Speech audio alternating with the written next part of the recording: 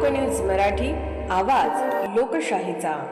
विटा शहरात आरोग्य सेवेचा विश्वासार्ह आधार आदिती मल्टी स्पेशालिटी हॉस्पिटल संचलित बंडगर हॉस्पिटल विटा, महात्मा फुले जन आरोग्य योजना, आयुष्यमान भारत व बांधकाम कामगार योजनेअंतर्गत शस्त्रक्रिया आणि उपचार पूर्णपणे मोफत, हाडांवरील सर्व प्रकारचे ऑपरेशन्स, वेदना निवारणासाठी ब्लॉक इंजेक्शन, डायलिसिस, मूतखड्यावरील सर्व प्रकारचे ऑपरेशन व उपचार, जनरल सर्जरी, अपेंडिक्स, हर्निया, मूळव्याधवरील ऑपरेशन व उपचार पूर्णपणे मोफत। सावरकर नगर, खानापूर रोड, विटा। संपर्क आपल्या स्क्रीनवर। सध्या सोशल मीडियावर विट्यातील एका 80 वर्षीय आजीचा व्हिडिओ मोठ्या प्रमाणात व्हायरल होत आहे। वयाच्या 80व्या वर्षी ही समाजाप्रती असलेली तळमळ जपत या आजी थेट दिल्लीतील जंतर मंतर येथे पोहोचल्या। पर्यावरण कार्यकर्ते सोनम वांगचुक यांच्या आंदोलनाला पाठिंबा देण्यासाठी त्यांनी उपस्थिती लावली आणि आपली ठाम भूमिका मांडली। सोनम वांगचुक यांच्या आंदोलनाला देशभरातून विविध स्तरातून पाठिंबा मिळत असल्याच्या पार्श्वभूमीवर हा व्हिडिओ चर्चेचा विषय ठरत आहे। चला आता पाहूया जंतर मंतरवर पोहोचल्यानंतर या 80 वर्षीय आजींनी नेमकं काय सांगितलं।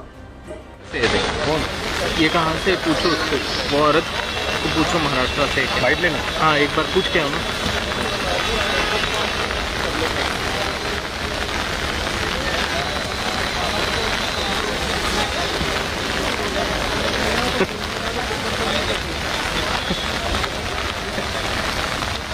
महाराष्ट्र से देखो कैसे बता दो साले यार आमी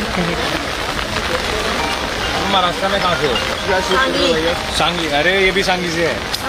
बोल भाई। सांगलीत में कुठून आलाय तुम्ही? सांगली विटा विट्यात ना आलाय? कशाला आलाय विट्यामधून?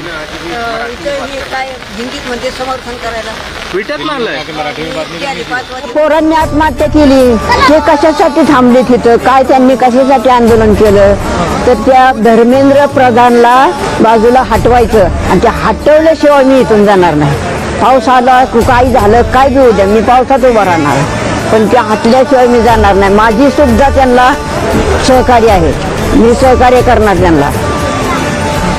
ओरडून ओरडून लोकांना सांगणार त्याला हटवायचं, मोदीला सांगणार। सगळे पोरांचं आंदोलन आहे म्हणतात, तुमचं वय तर 70 आहे, मग तुम्ही का आलाय? ते माझे नातवंड आहेत। हा, मी त्यांची आजी आहे, मी त्यांची आजी आहे म्हणून आले। माझं कोण नाही इथं, ते काय शिक्षण घेत नाही, कोण नाही, काय नाही, पण मी त्यांची आजी म्हणून आले। सहकार्य केलं पाहिजेत ना, म्हणून मी आले। त्यांना मी सहकार्य करणार आणि शेवटपर्यंत करणार। जोपर्यंत तो धर्मेंद्र प्रधान हटत नाही तोपर्यंत मी इथून जाणार नाही। इथं कुठं राहताय, कसं काय काय करताय इथं? इथं मी इथंच झोपते साईडला, तर आज झोपायला पण जागा नाही मला, काय डोक्यावर घ्यायला बी काय नाही, आणि संध्याकाळी मी अशीच उभं राहणार, पण जाणार नाही मी भिजत राहीन। पण त्या एक मगाशी दुपारी एक बाई एक पोरगी घरी गेली, तिला सांगितलं मला 2 साड्या आण। हा, भिजल्या नाही वाळल्या तर आपलं त्यांनी सर मी ती म्हणली आणीन मी। काय ओळखीचे आहेत तुमचे? तुम्हाला काही मदत लागली तर मी करेल, मी पण सांगलीचाच आहे, तुम्ही पण माझ्या आईसारखेच आहे, पण स्वतःची काळजी घ्या इथं राहताना, कारण दिल्ली सारख्या शहरात सांगलीमध्ये खूप छोटं शहर आहे आपलं, तिथनं आला तुम्ही।